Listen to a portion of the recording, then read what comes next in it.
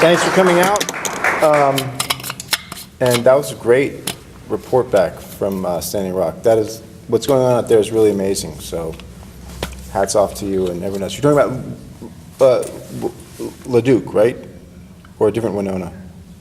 No, Casto. Oh, okay. Casto. You did, okay. You did. I don't know Leduc, though. Leduc. Yeah. I was like, which Winona is this? Anyway, yeah. So I was actually born in New Haven. My dad was doing a postdoc here, and so it's always nice to be back to the city of my birth. Since I spoke to an audience for this organization about the book on war and climate change when the book first came out, I think I'm going to probably not say too much about that, but deal first with this question of the Anthropocene or Capitalocene, and then the election and questions of what do we do. And the argument in this book, which is edited by Jason Moore and includes a bunch of different essays, is that this idea of the Anthropocene, that human beings are now a force in the geological strata, is actually kind of potentially problematic, and suggests a kind of Malthusian, misanthropic sensibility, that people are bad, and that's the key thing that happens. The arrival of human civilization, that's the problem. And actually, that argument does not hold up to historical scrutiny. And a great example of this is actually Native Americans in the Americas. There's a kind of romantic racism that is prevalent left, right, and center about Native Americans treading carefully on the land as stewards of the land, et cetera, et cetera. Actually, Native Americans were very, very robust and aggressive environment makers. And human beings are an environment-making species, as is really every species. Right? The atmosphere we have now, the oxygen-rich atmosphere we have, is the result of catastrophic climate change created by methane-breathing bacteria that exhaled oxygen and destroyed their environment. Every organism is actually part of every other organism's environment. And what nature is a series of organism-environment interactions. Beavers need beaver ponds. They don't find them, they make them. And human beings, similarly, are environment-making animals. And one of the primary ways we've done that is with fire. The question at hand is not whether we will make environments or not, but what kind of environment will we make? Will we make an environment that is necrotic in nature, in essence, and reduces biodiversity, or will we make an environment that is conducive to life? So back to how Native Americans operated in the Northeast in particular. They burnt the landscape every year, twice a year, totally transforming it, creating edge habitat, which brought forth lots of life, suppressed certain types of life, suppressed ticks, brought forth the edge habitat that deer needed and other animals that they needed to survive. So there's something to this argument that Jason is making, that the problem is not human beings, the problem is capitalism. It's a more specific iteration of human-environment interaction. It's not simply human-environment interaction the way that the Anthropocene suggests. It's a specific set of social relations that begin, if you really want to push it as far back as possible, 500 years, then really becoming dominant with the Industrial Revolution 250 or so years ago. And when human society becomes driven by the logic of capital accumulation, whereby all economic activity, which is production and consumption, is governed by the cash nexus, governed by the logic of taking money, throwing it into production, not so as to necessarily meet some human need, but to get back more money, right? This is the classic Marxist equation, M prime. Money, throw it into production, you get commodities, you sell those commodities, you get more money, right? That is what Jason is arguing is the problem, and I agree with it. It's not human beings necessarily, because human beings actually have, as in the example of Native Americans in the Northeast here actually played a very proactive role, but it wasn't negative. It created more life. So, what would happen if there was no fire on Earth would be that the planet would be covered in tall, silent forests, and there would actually be a lot of extinctions that would go with that. But this process of ecological succession is continually interrupted by fire primarily, also by landslides and flooding and hurricanes and other features. But the main thing is fire. And the two main agents of fire are lightning and human beings. So it's only been in really the last 20 years that environmental history has really understood how important, and actually in many ways positive, human beings have been as an environmental force. And it began with studies of Native Americans in the Northeast. It really began, a lot of it, with William Cronin's book, Changes in the Land. I believe he was actually here at Yale when he wrote that. And he was like, he took seriously these kind of scraps of accounts, which were then followed up by scientists who were looking at tree rings, dendrochronology, and saying, oh yeah, well, these accounts of these Dutch explorers saying that the Native Americans are burning the entire landscape twice a year. It sounds kind of crazy. Like, could that really have been the case? And it's like, yeah, actually kind of, that's what the trees show you. It's like, oh wow. So they were making a landscape. And what they did, essentially, rather than tame animals, was they turned the landscape into a game park. And now people are realizing, scientists are realizing, okay, that actually, this is a crucial part of how savannas are produced in Africa. The first thing was they realized with the elimination of megafauna like elephants, that elephants were culled in the interest of cattle herders in Africa, corporate cattle herders, not pastoralists, but cattle ranchers. And in the name of saving the grasslands, lo and behold, what happens when you remove elephants? The grasslands disappear and you get shrublands come up. And then they realize, oh, wait a minute.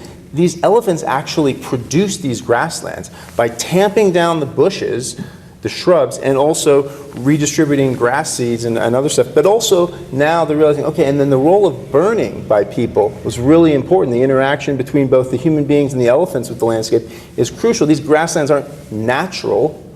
Nothing just occurs. Everything is produced by organisms and their environment.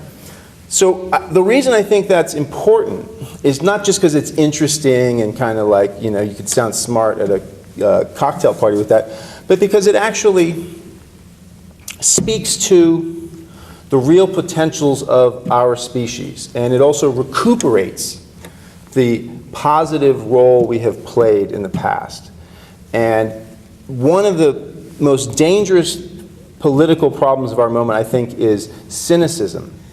And that this story helps liberate us from this cynicism. If you really think that we are bad, if you really think that we are intruders in the garden, then, what kind of politics is that, that's an invitation to suicide.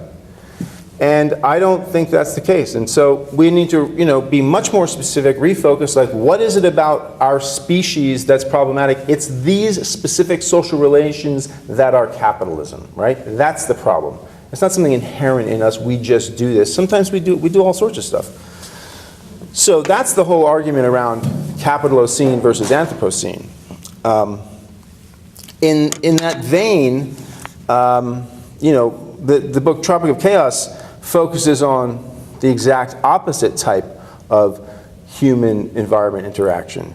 And what I argue is that climate change is exacerbating war and conflict because, or by interacting with two previously existing crises, which are the legacy of Cold War and now post-Cold War, war on terror, militarism, and the legacy of neoliberal economic restructuring. The legacy of neoliberal economic restructuring has attacked the state and reduced the state in much of the developing world to a truncated, corrupt institution that couldn't generally deal with environmental problems even if it wanted to.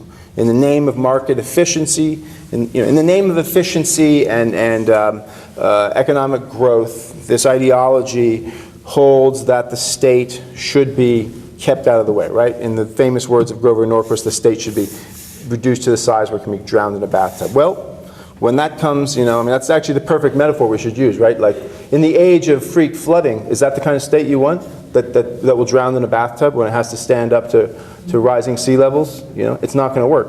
So that's what neoliberalism has done. And then Cold War and war on terror militarism has littered the global South with cheap weaponry and primarily men, I use that word intentionally, trained in the arts of asymmetrical warfare, who are responding to the economic crisis and the onset of extreme weather by using the only skills they have, the only tools they have to adapt. Picking up the gun, turning on their neighbors in the name of religion or ethnicity or whatever it is. So these three forces coming together, the extreme weather of climate change, the two pre-existing crises, I call this the catastrophic convergence. That's a form of very negative climate adaptation. That's a form of human-environment interaction that is just the worst possible path forward. And the reason I wrote the book was because that discourse, the recognition of those real problems, was totally dominated by militarists of the right. And you always knew what their punchline was, which was like, more US imperialism, bomb these savages into submission, essentially, so that they'll respect the planet or do this or that or follow the guidance of the United States. Robert Kaplan kind of kicked off this whole sentiment in 1994 with this very arresting and amazing article in The Atlantic, The Coming Anarchy. And he wasn't wrong about the symptoms, he was just completely wrong about the causality. So this was like an attempt to intervene from a sort of social democratic left position to suggest a different set of causality and then a different set of solutions. And so the different solutions are in keeping with this idea of human-environment interaction is not necessarily destructive of life.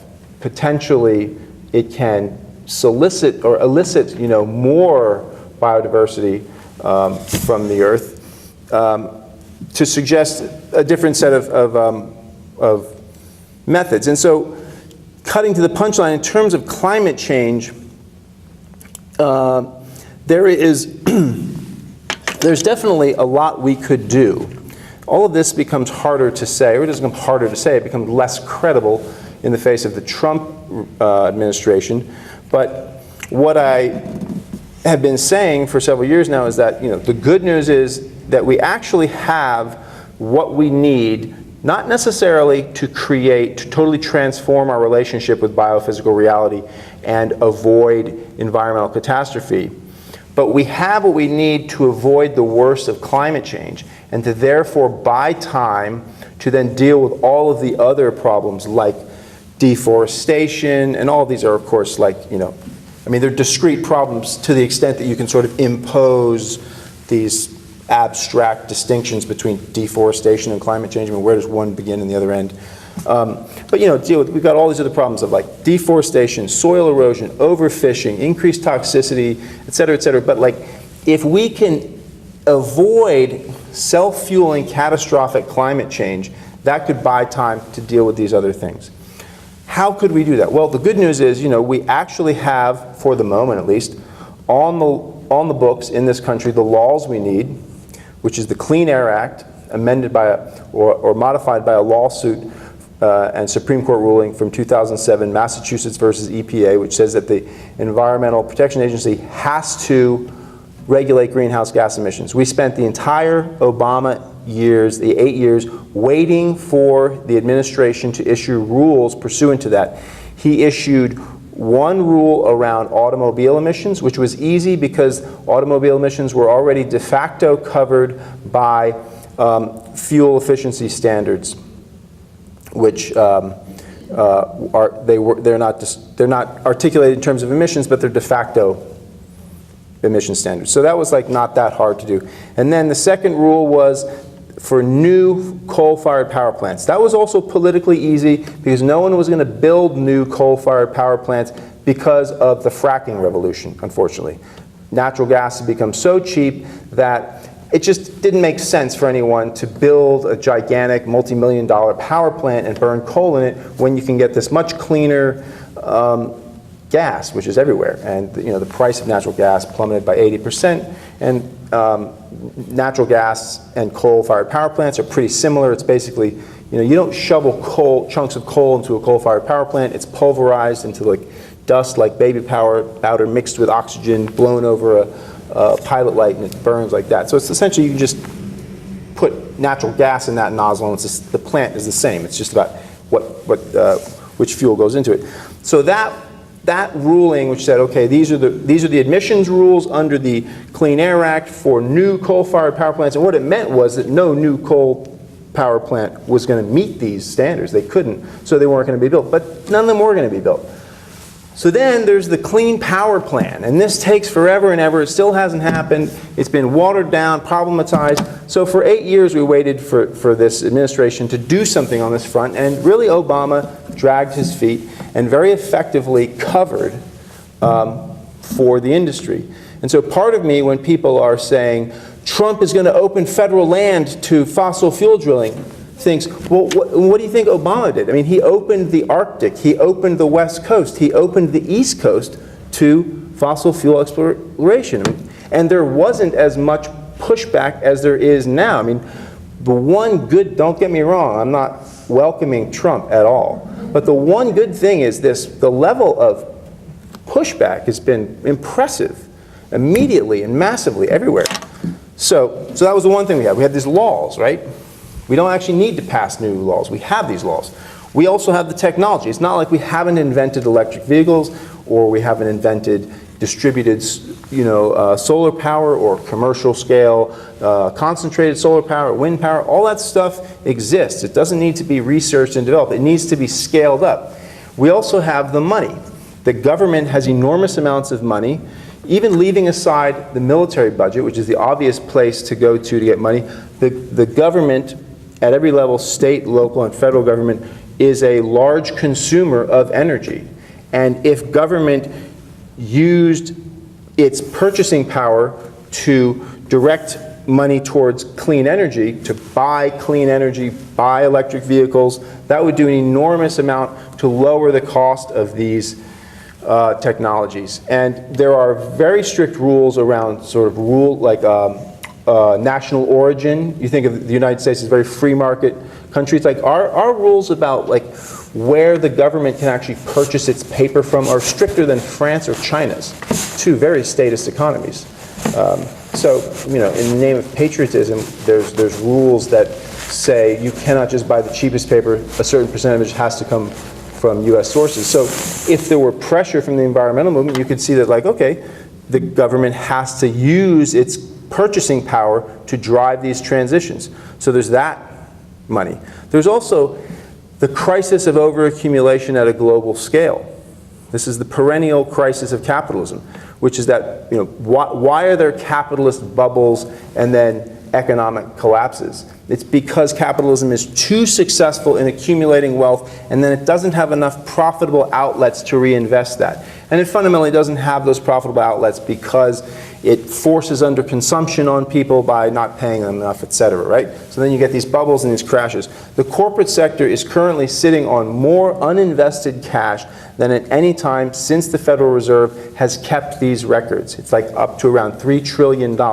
This is money that firms, not that they pay out to stockholders, not that they give to managers as bonuses. This is money that's retained by the firms for investment. It's parked in safe, low-yield government assets, and they're kind of waiting for what the next big thing is. And of course, they themselves, due to the anarchy of production, can't do that, right? They're all competing against each other, all these firms. They need the state external to the corporate sector to say, okay, this is what's happening. The fossil fuel sector is losing all its value. It's being written off.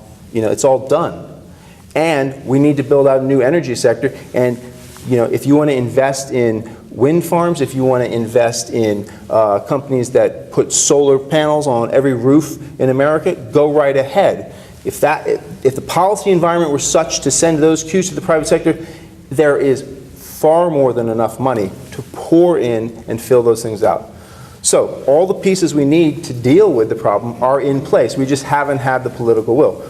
Now comes this pretty insane political moment, and we have this like very far right Republican Party with a complete renegade at the head of it, Donald Trump, basically set to completely gut the regulatory state. And in terms of what seems to be happening, it's hard to say what's going on, but the nightmare is, and I say this in an article that was just published today on Non-Site, which is a publication that Walter Ben Michaels and Adolph Reed and others put together, but it's called Listening to Trump. That, you know, I think the nightmare is that the Koch-funded elements of the Republican Party, and the Koch brothers and the Koch donor network really have taken over the heart of the Republican Party. Jane Mayer's book, Dark Money, is very good on this. Kim Philip Fine's book, Invisible Hands, for a deeper history and for the role of Hayek and the Montpellier Society in setting the kind of groundwork for this. Also, what's his name? Stedman Jones, I forget his first name. Masters of the Universe, British guy. Similar story about the rise of the new right, the role of Hayek, the Austrian economist, who was also a political activist, who in the 1930s writes this essay called Socialism and the Intellectuals, and he laments the rise of the New Deal, and he says, you know, we're being hammered by collectivism, and if we're to regain ground, if the right, or what he calls, you know, liberals, he means like what we would call neoliberals, free marketeers, if we're to regain ground, what we have to do is launch a generation-long war of ideas, and that's what eventually, you know, the right wing does. And the Koch brothers' father is part and parcel of that, and they inherit their money and their ideas from him. He structures their trusts so that they have to spend the first 20 years of income on these charitable operations. They get tax breaks doing it, and that's what funds this whole rise of the far right think tanks, and there's like several hundred economics programs that the Kochs and their allied network of donors funded, beginning with George Mason, pushing these just extremely, just detached from history, intellectually unhinged, ideological, economic ideas into these schools and then into the mainstream. That's the deeper backstory, but long story short, they have, through cultivating intellectuals, through cultivating politicians, I mean, they seem to be kind of in control of the Republican Party. So the nightmare is that Donald Trump, who, I mean, what does Donald Trump believe? It's hard to say. And his Svengali son-in-law, Jared Kushner, whose father was such a Democrat he went to prison for making illegal donations, along with tampering with witnesses and some other things. I forget what the rest of it was. But so the nightmare is that they get together and that Trump really just hands policy over to the far right within the Republican Party, and they just go to town and do everything they can to gut the regulatory state, starve the EPA, roll it back at every level. That's probably what they're going to do. Maybe, if we're lucky, the chaos candidate's colossal ego and thin skin is such that he can't make peace with Paul Ryan. He can't make peace with these other potentates and chieftains within the Republican Party, and that there's infighting and chaos, and that they don't, you know, that there's some sort of gridlock within the Republican Party and they can't move forward on this evisceration of regulation. But they probably will. The point of unity will probably be a tax cut. They can all agree on that. Massive tax cut for the rich. They have an experience of working together for something they all agree in. And then the next phase is, you know, maybe Trump can get the Democrats to really kind of walk point for him on an infrastructure program that's a little bit wall, a little bit roads, maybe even a little bit clean energy. And then, you know, in the meantime, he's made peace with the Republican Party and they just go after regulations. So then what does that mean for us? I mean, I think what that means is Standing Rock is the model, right? It's like people have to attack these infrastructure projects in every way they can, with their bodies, through sit-ins, through peaceful protests, through lobbying, through lawsuits, through getting involved in local and state government and jamming the process up with whatever kind of legislation is possible at all those levels, through making deals, right? I think a great model for this is what happened out in Bellingham, Washington, where the Lemhi tribe has been essential in the fight to shut down a coal export terminal. And that didn't just happen. A lot of the tribes out there were like, no, we want coal export terminal. We want whatever kind of development anyone has going, we want, because we've got serious poverty here on the reservations. And there was like a give and take and a negotiation. And the Lemhi were like, we want a casino, because that produces taxes and some jobs. So if you environmentalists and NIMBYs in Bellingham, Washington will back us on that, we'll back you on the coal terminal. And from what I understand, that was the deal. And so that kind of politics is what it takes to attack the infrastructure and bog it down, raise the costs, and prevent it from moving forward. Because the whole idea that like we can pressure the central state to really use its power to regulate fossil fuels does not seem like it's going to